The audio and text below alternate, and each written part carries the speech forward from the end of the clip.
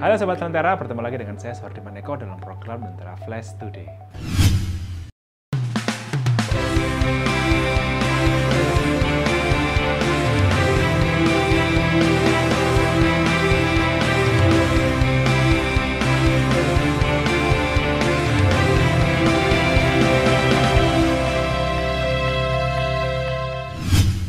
Kita mulai informasi pertama dari Pasuruan, Jawa Timur. Gubernur Jawa Timur Kofifa Indar Parawansa membuka Festival Mangrove Perdana di Penunggul Mangrove Park Kabupaten Pasuruan. Festival tersebut terwujud atas kerjasama yang dilakukan oleh Dinas Kehutanan Provinsi Jawa Timur dengan Yayasan Gajah Sumatra serta Pemkab Pasuruan.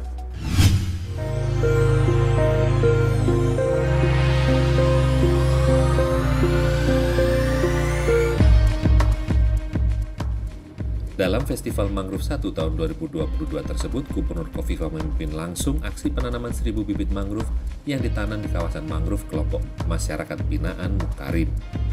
Mukarim merupakan tokoh pegiat lingkungan peraih Kalpataru tahun 2005 dan penerima Satya Lencana Pembangunan Bidang Lingkungan Hidup dari Kementerian Lingkungan Hidup dan Kehutanan tahun 2014. Melalui pelaksanaan Festival Mangrove pertama di Jawa Timur ini, Gubernur Kofifa mengajak seluruh pihak untuk bersedekah oksigen melalui kegiatan menanam mangrove ini. Untuk itu, festival semacam ini dapat menjadi referensi bagi seluruh pihak dan elemen strategis di Jawa Timur untuk bersama-sama mengencarkan gerakan menanam mangrove. Tujuannya sudah jelas, yaitu untuk menguatkan ekosistem alam dan daya dukung lingkungan. Gubernur Jatim menjelaskan bahwa pelaksanaan Festival Mangrove ini juga menjadi bagian dari hubungan antara manusia dan alam yang dibangun secara harmonis, sehingga ekosistem alam akan beriringan dengan kebutuhan kehidupan manusia dan makhluk lainnya di muka bumi ini. Sementara itu, pemilihan presiden memang baru akan dilakukan tahun 2024 mendatang. Namun telah muncul dua nama yang mencuat dan bersaing ketat di Provinsi Jawa Timur. Dua nama itu adalah Ganjar Pranowo dan juga Prabowo Subianto.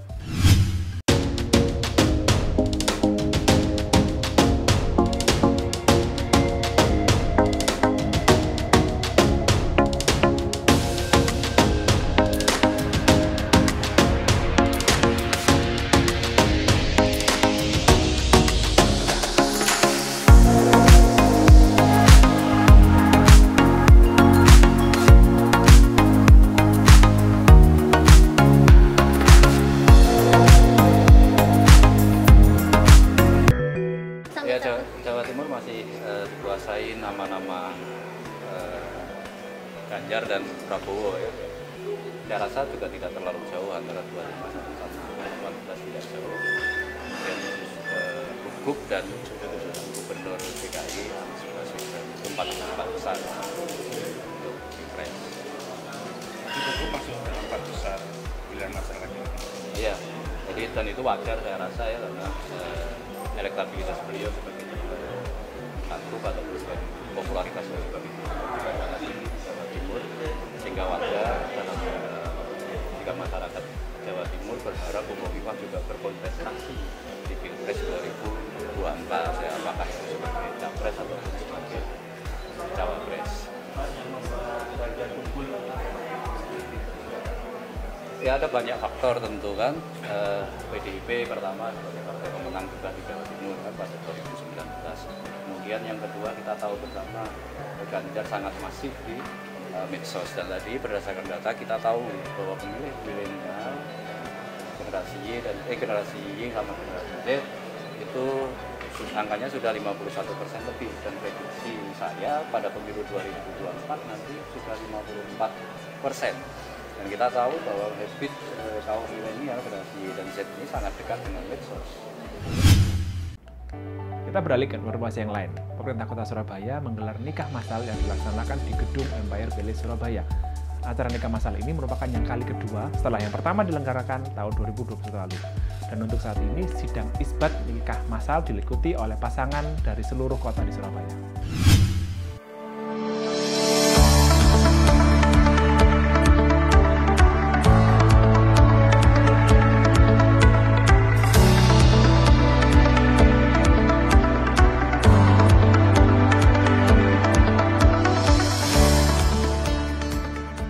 Acara ini merupakan bentuk kerjasama Pemkot Surabaya dengan Gabungan Penyelenggaraan Pernikahan Surabaya, Kamar Dagang dan Industri Indonesia, serta Himpunan Pengusaha Muda Indonesia.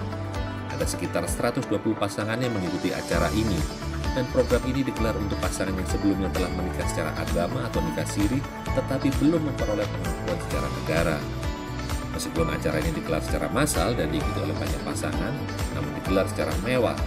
Bahkan pada isbat nikah tersebut terpasang kuade atau pelaminan sepanjang 60 meter, sehingga membuat acara nikah massal ini menelan biaya yang cukup besar, yaitu kurang lebih 4 miliar. Acara yang digelar secara mewah ini melibatkan setidaknya 235 vendor pernikahan Surabaya. Eri Cahyadi selaku Wali Kota Surabaya mengucapkan terima kasih kepada semua stakeholder yang membantu sehingga acara ini bisa terlaksana dengan baik. Alhamdulillah, kula matur nuwun sangat kepada semua stakeholder yang ada, dan insya Allah dengan nikah massal ini maka kita bisa membantu keluarga kita, saudara-saudara kita yang selama ini belum memiliki dan menikah secara resmi negara, maka mereka bisa memiliki buku nikah dan dinikahkan secara agama dan negara. Selain itu juga ada kebahagiaan tersendiri kata mereka, begitu dari disampaikan ke saya, sehingga inilah ibadah yang kita lakukan. Dan alhamdulillah pemerintah kota Surabaya dengan stakeholder yang ada tidak hanya bergerak kami di bidang ekonomi, kami bergerak di bidang kegiatan yang lainnya, tapi kami dengan kegiatan yang luar biasa ini dengan semua stakeholder, kita juga bergerak di bidang sosial.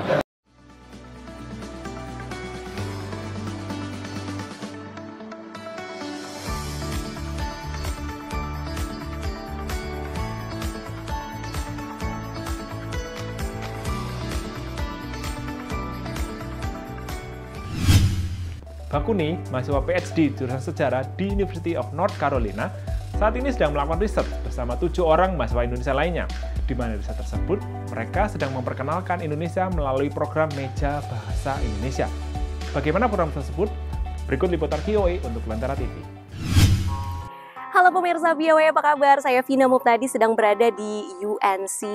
Ini adalah University of North Carolina yang ada di Chapel Hill. Ini adalah salah satu kampus tertua yang ada di Amerika Serikat dan juga kampusnya Michael Jordan, ya, pemain basket jebolan Chicago Bulls. Ini juga jadi kampus saya sekarang ini pemirsa, dan juga 8 mahasiswa Indonesia lainnya yang sekarang sedang menempuh berbagai jurusan di sini, termasuk salah satunya adalah Baikuni yang lagi ngambil PhD untuk jurusan sejarah. Yuk kita kenalan. Tidak sulit menemukan Baikuni karena sebagian besar hari-harinya dihabiskan di perpustakaan. Di sini ia banyak membaca dan menganalisa apa yang telah terjadi di masa lalu. Saya belajar sejarah sebenarnya pengen tahu masa depan saya atau masa depan dunia ini mau digimanakan. Mau jalan seperti apa yang kita bisa ambil agar mendapatkan masa depan yang kita mau. Mahasiswa jurusan sejarah ini sedang menyusun disertasi mengenai beberapa tokoh intelektual Indonesia termasuk Bung Hatta. Fokusnya ke Indonesian intellectual dan kritik mereka terhadap tatanan dunia. Selain riset, pria asal Aceh ini juga mengajar mahasiswa dan ikut berkontribusi dalam Meja Bahasa Indonesia, pertemuan santai yang diikuti para mahasiswa Amerika dan asing yang tertarik belajar bahasa dan budaya Indonesia. Bagi orang yang curious dengan Indonesia, mereka they kind of surprised in a way to know that Indonesia is in a way has a lot to offer. Kontribusinya sangat diapresiasi oleh Kevin Fogg, Associate Director Carolina Asia Center yang menggagas kegiatan 2 minggu sekali ini. Mereka sangat baik terhadap saya dan kontribusinya ke universitas juga sangat tinggi karena mereka sedang sedia untuk meluangkan waktunya ikut meja bahasa dan juga membagi mengenai negara asal mereka dengan mahasiswa-mahasiswa lain. Studi di kampus yang asri ini telah dijalani Baikuni sejak 2018 dan tinggal setahun lagi menuju gelar PhD. Dan harapannya sih nanti selesai tahun depan insya Allah saya kembali ke Indonesia, bisa mengajar lagi di sana, kemudian bisa membawa cara berpikir yang baru tentang sejarah yang lebih inklusif. Dari Chapel Hill, North Carolina, Vina Muptadi, VOA. Informasi tadi mengakhiri Lentera Flash Today saat ini. Anda dapat saksikan kembali tayangan ini di YouTube channel Lentera TV Media dan juga website lentera.tv/live. Jangan lupa subscribe dan nyalakan loncengnya. Sampai jumpa.